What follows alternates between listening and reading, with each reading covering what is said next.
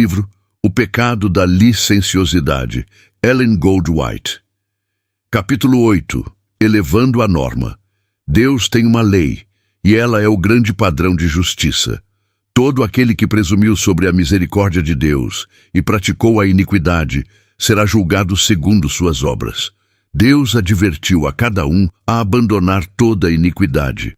Ele ordenou que resistíssemos ao diabo, e não que o acolhêssemos como um convidado honrado.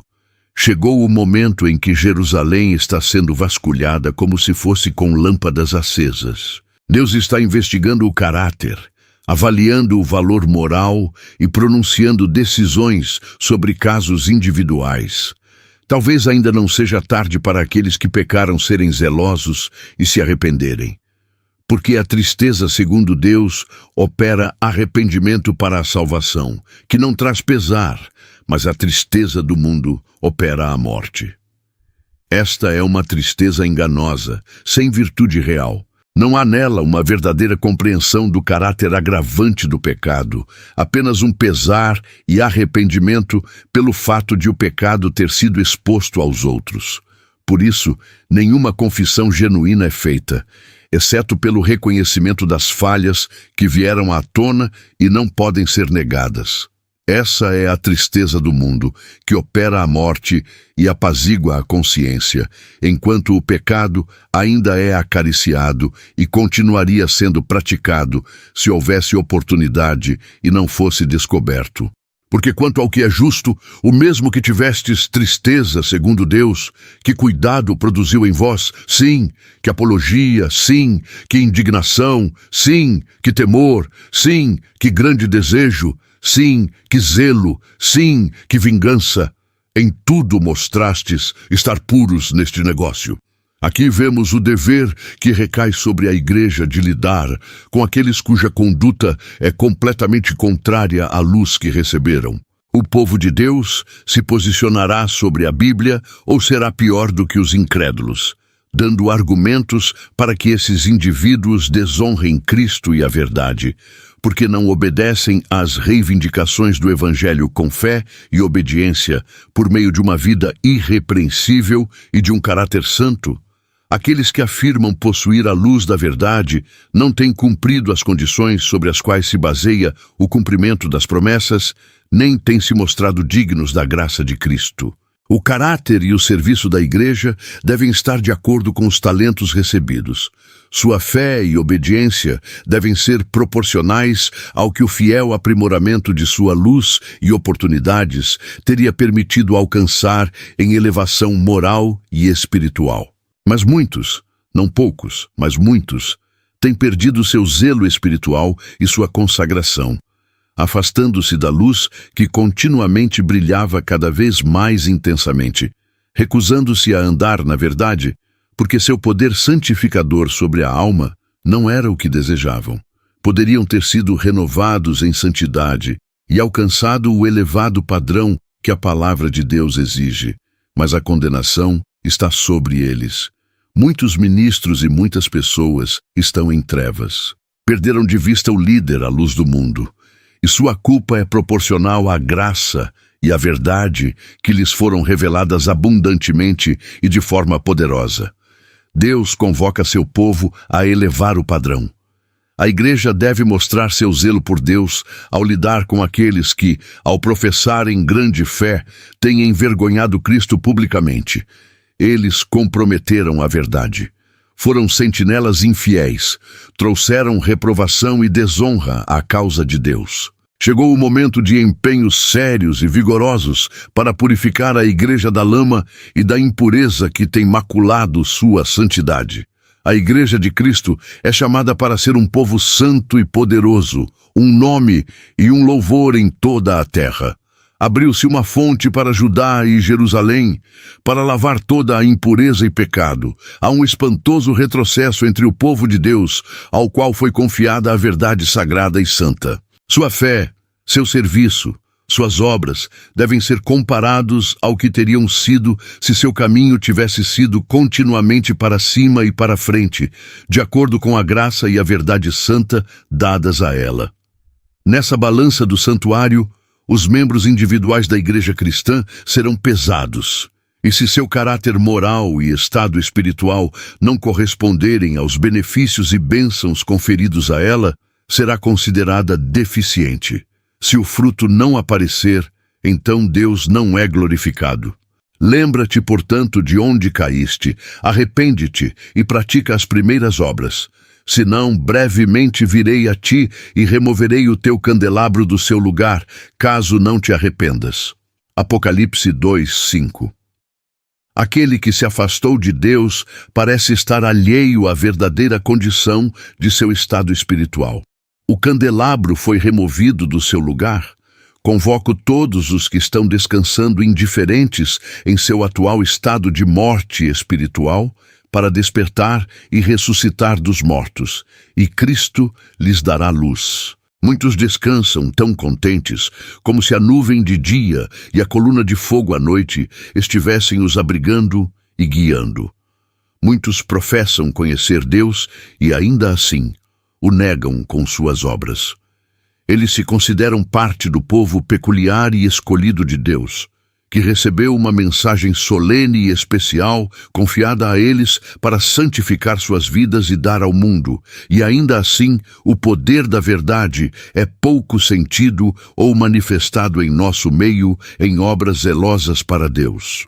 Quão profunda é a nossa escuridão, e ainda assim não a percebemos. A luz não diminuiu, mas não caminhamos em seus raios. Que maior ilusão pode enganar a mente humana do que aquela em que os indivíduos se iludem, acreditando que possuem a verdade, que estão sobre o único fundamento seguro, e que Deus aceita suas obras porque estão ativamente engajados em algum trabalho na causa de Deus, quando estão pecando contra Ele ao caminhar contrariamente à vontade expressa de Deus. Eles trabalham mecanicamente, como máquinas, mas a preparação do coração, a santificação do caráter, está faltando. Coisas sagradas e santas são rebaixadas ao nível de coisas comuns, e uma vulgaridade, uma banalização está se infiltrando em nossas igrejas. O serviço tem se degenerado, tornando-se pouco mais do que uma mera formalidade. O padrão precisa ser elevado. A obra deve ter um molde mais elevado. Deve haver uma separação dos costumes e práticas do mundo. É necessário que ministros e membros subam para uma plataforma mais elevada. Deve haver muito mais de Jesus. Sua mansidão, humildade, abnegação, pureza, verdadeira bondade e nobreza de caráter, refletidos na experiência e no caráter de todos os que dizem atuar em qualquer parte da sagrada obra de Deus.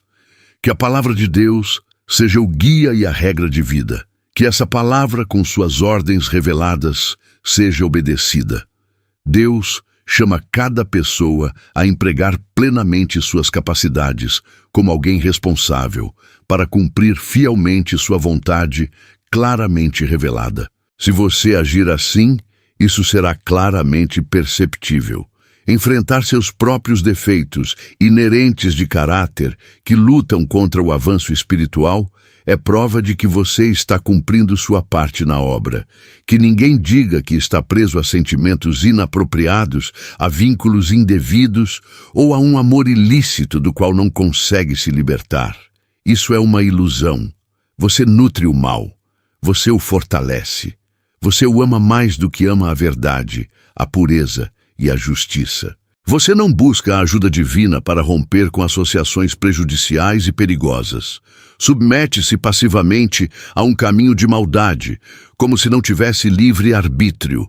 Estude a palavra de Deus com oração, cumpra suas exigências com firmeza e determinação, assim como fizeram José e Daniel.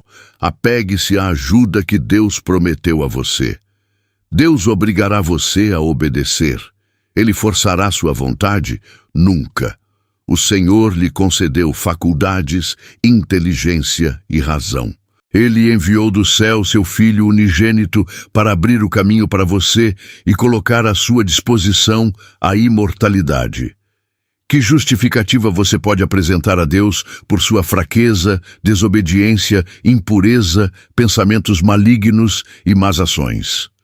Deus providenciou meios que, quando usados com diligência e oração, asseguram que nenhum navio naufrague, mas atravesse as tempestades e âncore ao final no porto da bem-aventurança.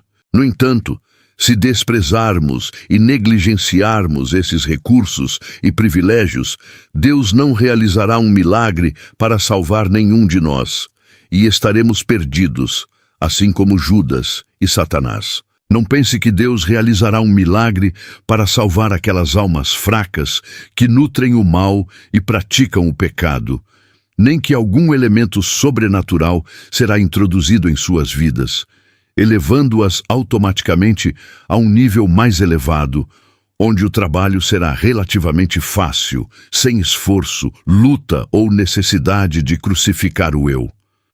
Todos os que permanecem no terreno de Satanás, esperando que isso aconteça, perecerão com os malfeitores. Serão destruídos repentinamente e sem remédio. Se Deus providenciou meios para que o homem alcance a vida eterna, Ele também disponibilizou os recursos para que o homem pratique a santidade nesta vida. Todos os que evidenciam possuir a promessa da vida futura demonstrarão em sua vida e caráter que estão vivendo em novidade de vida, em pureza e santidade, seguindo aquilo que foi revelado.